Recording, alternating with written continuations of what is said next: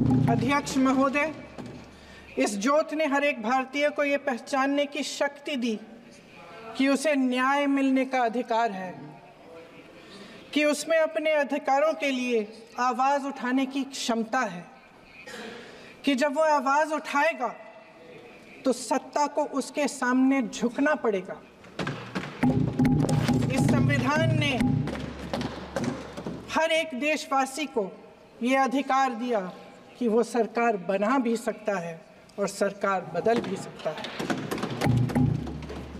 ये ज्योत जो हर हिंदुस्तानी के दिल में जलती है, उसने हर हिंदुस्तानी को ये विश्वास दिया कि देश की संपत्ति में, देश की दौलत में, संसाधनों में उसका भी हिस्सा है, कि उसे एक सुरक्षित भविष्य की उम्मीद का अधिकार है, कि देश बनाने में भी उसकी भागीदारी है।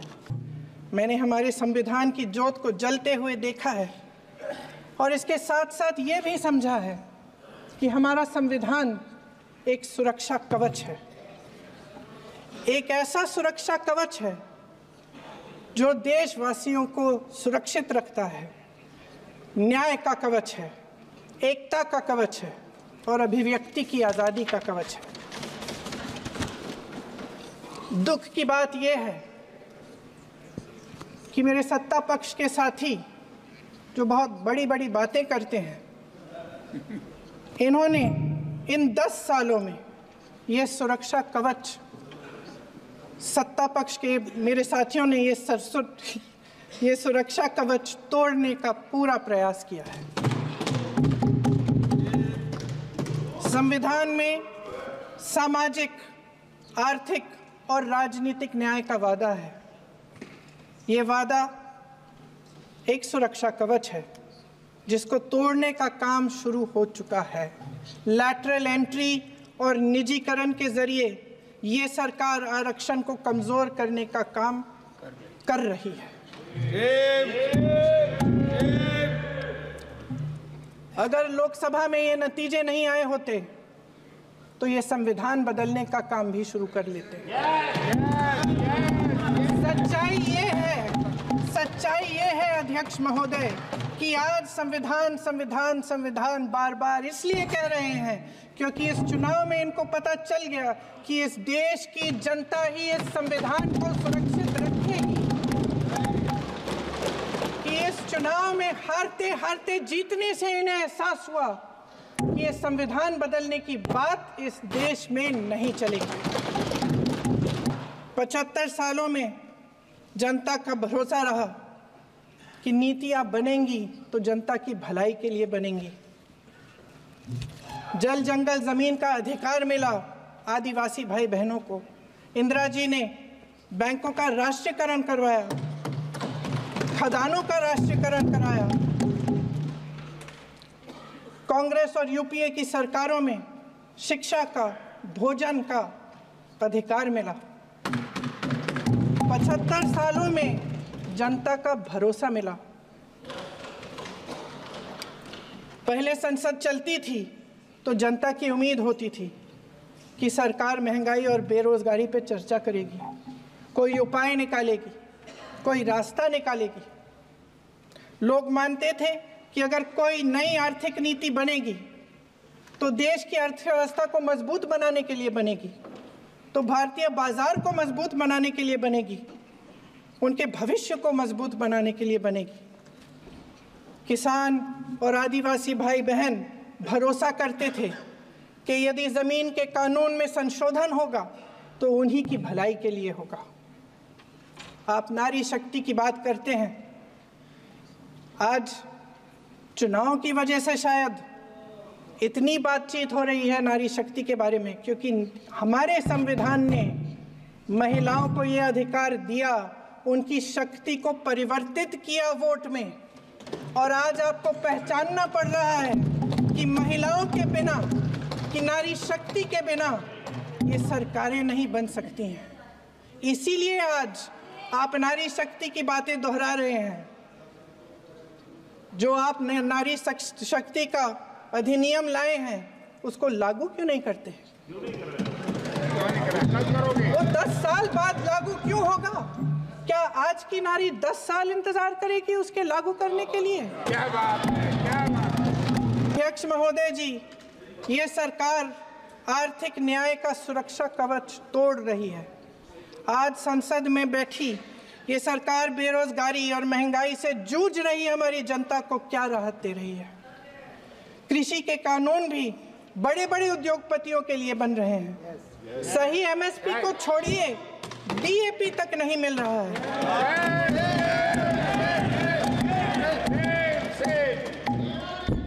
वायनाड से लेकर ललितपुर तक इस देश का किसान रो रहा है। आपदा आती है तो उसको कोई राहत नहीं मिलती। भगवान भरोसे है आज इस देश का किसान, उसको छोड़ दिया गया है। आज हिमाचल में देखिए, जितने भी कानून बने हैं वो सब बड़े बड़े उद्योगपतियों के लिए बन रहे हैं। हिमाचल में जो सेब उगता था, उसके जो छोटे छोटे किसान हैं वह रो रहे हैं, क्योंकि एक व्यक्ति के लिए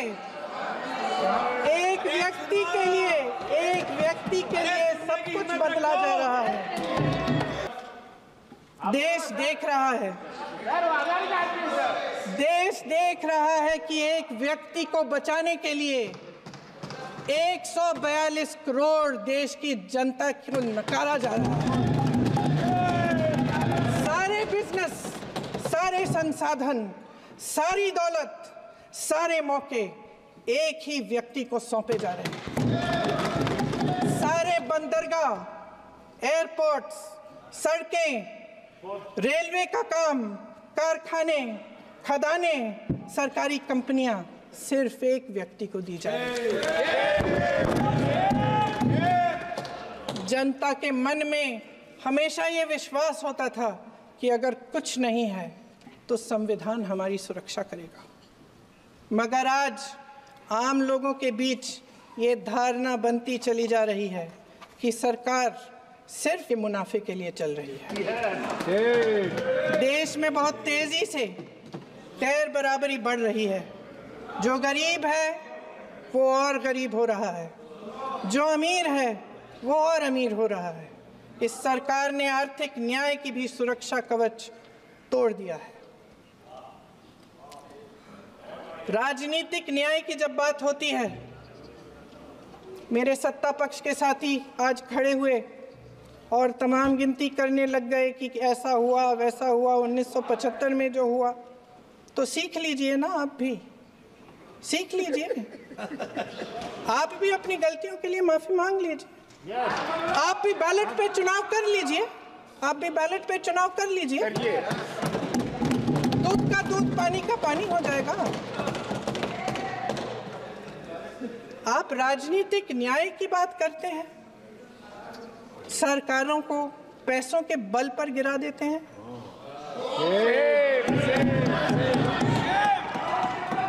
मेरा आग्रह है कि अपन संविधान में सकारात्मक बोले।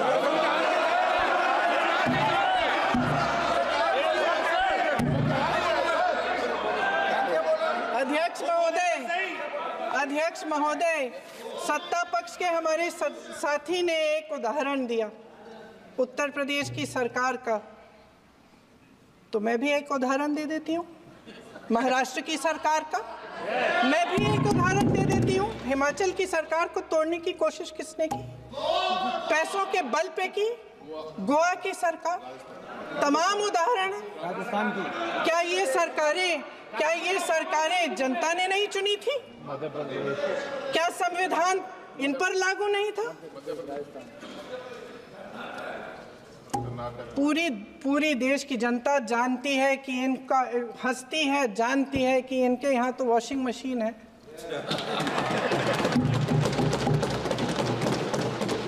तो यहाँ से वहाँ जाता है, वो धुल जाता है। इस तरफ दाग, उस तरफ स्वच्छता। और मेरे कई ऐसे साथी हैं जो इस तरफ होते थे उस तरफ चले गए, मुझे दिख भी रहे हैं, वॉशिंग मशीन में शायद धुल गए हैं। अध्यक्ष महोदय, जहां भाईचारा और अपनापन होता था, जहां हमारे संविधान ने एकता का सुरक्षा कवच दिया था, वहां शक और घृणा के बीज बोए जा रहे हैं। एकता का सुरक्षा कवच तोड़ा जा रहा है। प्रधानमंत्री जी यहाँ सदन में संविधान की किताब को यूं माथे से लगाते हैं, लेकिन संभल में, हाथरस में, मणिपुर में जब न्याय की गुहार आती है, उठती है, तो उनके माथे पे शिकन तक नहीं आता।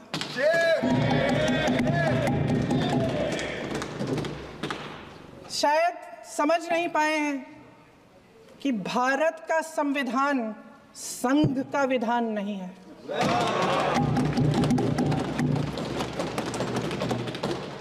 भारत के संविधान ने हमें एकता दी, हमें आपसी प्रेम दिया। उस मोहब्बत की दुकान जिस पर आपको हंसी आती है, उसके साथ करोड़ों देशवासी चले। करोड़ों देशवासियों के दिल में एक दूसरे के लिए प्रेम है, घृणा नहीं है।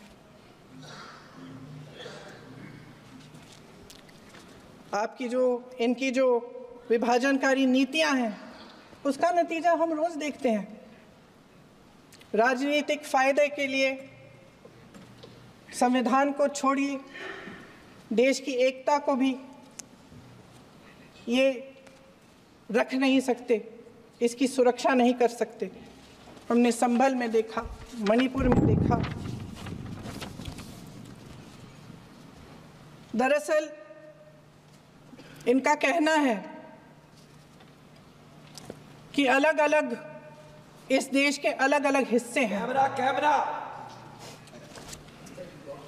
लेकिन हमारा संविधान कहता है कि ये देश एक है और ये देश एक रहेगा। जहां खुला विवाद होता था, अभिव्यक्ति का सुरक्षा कवच होता था, इन्होंने भय का माहौल पैदा किया है। सत्ता पक्ष के मेरे साथी अक्सर 75 सालों की बात करते हैं, लेकिन इन 75 सालों में ये उम्मीद, आशा, ये अभिव्यक्ति की ज्योति कभी थमी नहीं, कभी बुझी नहीं। इस देश की जनता ने खुलकर आलोचना की, निडर होकर धरने किए, प्रदर्शन किए। जब जब जनता नाराज हुई, तब तब सत्ता को ललकारा, उसे चेतावनी दी, बड़े से बड़े नेताओं को कटघरे में खड़ा किया, उनसे जवाब मांगा, न्याय मांगा। इस देश के छोटे छोटे से नुक्कड़ की दुकानों में, चाय की दुकानों में, इस देश के घरों में, गलियों में, मोहल्लों में, अखबारों में, प्रकाशन घरों में, न्यायपालिकाओं में चर्चा कभी बंद नहीं हुई। लेकिन आज ये माहौल नहीं है। आज जनता को सच बोलने से डराया जाता है, धमकाया जाता है। पत्रकार हो या विपक्ष का नेता हो या किसी यूनिवर्सिटी का प्रोफेसर हो, छात्र संघ हो या कर्मचारियों का संगठन हो, सबका मुंह बंद कराया जाता है। किसी पे ईडी, किसी पे सीबीआई, किसी पे इनकम टैक्स, फर्जी मुकदमे लगवाए जाते हैं, जेल में डाल दिया जाता है। विपक्षी नेताओं को जेल में डाल दिया जाता है, उनको सताया जाता है। किसी को नहीं छोड़ा इस सरकार ने। देशद्रोही कह के उत्तर प्रदेश में मुझे याद है कुछ अध्यापिकाएं प्रदर्शन कर रही थी, उन पर मुकदमा डाल दिया देशद्रोही का, उन्हें देशद्रोही कह दिया। इन्होंने देश का पूरा माहौल भय से भर दिया है। इनकी मीडिया की मशीन झूठ फैलाती है, तरह तरह के आरोप लगाती है, और शायद वह भी भय में ही है। महोदय, मैं इस सदन को याद दिलाना चाहती हूँ कि ऐसा डर का माहौल देश में अंग्रेजों के राज में था। जब इस तरफ बैठे हुए गांधी की विचारधारा वाले लोग आज़ादी की लड़ाई लड़ रहे थे और उस तरफ वाली विचारधारा वाले लोग भय में रहकर अंग्रेजों के साथ साठ-गांठ कर रहे थे। लेकिन अध्यक्ष महोदय, भय का भी अपना स्वभाव होता है। भय फैलाने वाले हमेशा भय का खुद शिकार बन जाते हैं। ये प्रकृति का नियम है। आज इनकी भी यही हालत हो गई है। भय फैलाने के इतने आदी हो गए हैं कि खुद भय में रहने वाले हैं। चर्चा से डरते हैं, आलोचना से घबराते हैं। कई दिनों से हम मांग रहे हैं कि चर्चा करिए, लेकिन चर्चा करने की हिम्मत ही नहीं है।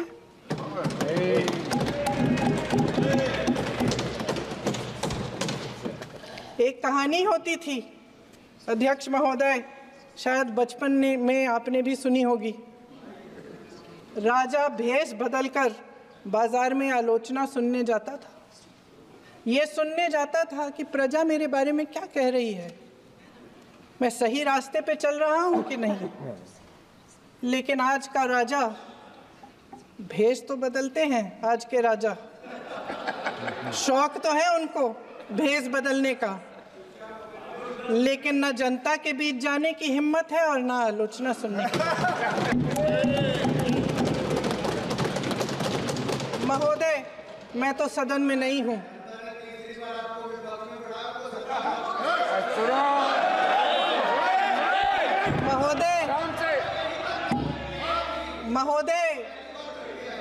महोदय, जनता में बहुत विवेक है, ये सही है।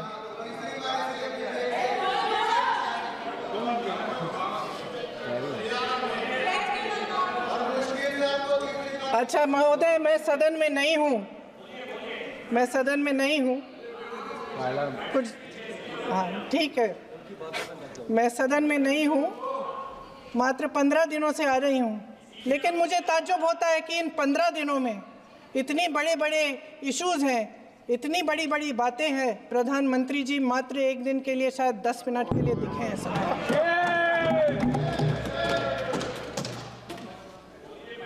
बात यह है अध्यक्ष महोदय जी कि ये देश भय से नहीं, साहस और संघर्ष से बना है। इसको बनाने वाले देश के किसान, जवान, देश के करोड़ों मजदूर और गरीब जनता है। संविधान इनको साहस देता है। मेहनती मिडिल क्लास है। और इस देश के जो करोड़ों देशवासी हैं, जो रोजाना भयंकर परिस्थितियों का सामना करते हैं, उनको साहस देता है। वायनाड में जो आपदा आई, उसमें एक छोटा लड़का था 17 साल का। 6 घंटों के लिए उसने अपनी माँ को बचाने की कोशिश की। 6 घंटों के लिए आप सोच सकते हैं कि अगर नदी की धारा बह रही है, नाराज है, आप अपनी माँ को पकड़े हो, 6 घंटों के लिए पकड़े रखते हो कि मेरी माँ बच जाएगी, और अंत में वो माँ भी बह जाती है। उस लड़के का साहस, उन महिलाओं का साहस जो पीड़ित हैं लेकिन फिर भी अपनी लड़ाई लड़ रहे हैं, उन संभल के बच्चों का साहस जिनके पिताजी अभी गुजर गए, लेकिन फिर भी उनके सपनों को साकार करने की हिम्मत है, उनका साहस है। वो साहस से संविधान ने दिया है।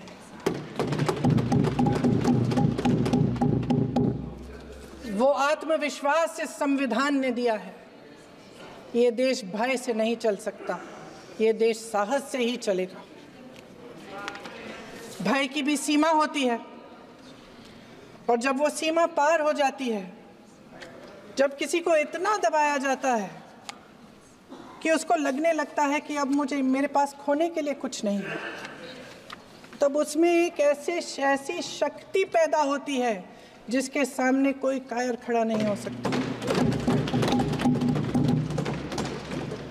ये देश कायरों के हाथों में ज़्यादा देर तक कभी नहीं रहा है। ये देश उठेगा, ये देश लड़ेगा, सत्य मांगेगा, सत्यमेव जयते।